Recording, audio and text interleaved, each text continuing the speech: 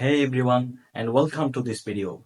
Today we are diving under the hood, or should I say exhaust pipe, to understand the tiny but crucial car part, the oxygen sensor, also known as an O2 sensor. This little detector plays a big role in keeping your engine running smoothly and efficiently.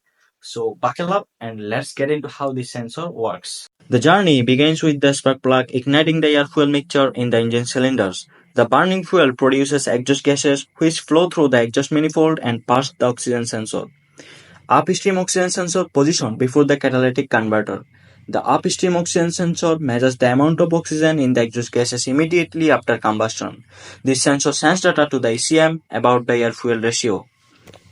Adjusting the air-fuel mixture. The ECM uses the data from the upstream oxygen sensor to adjust the fuel injector's operation, ensuring the engine runs efficiently with the optimal air-fuel mixture.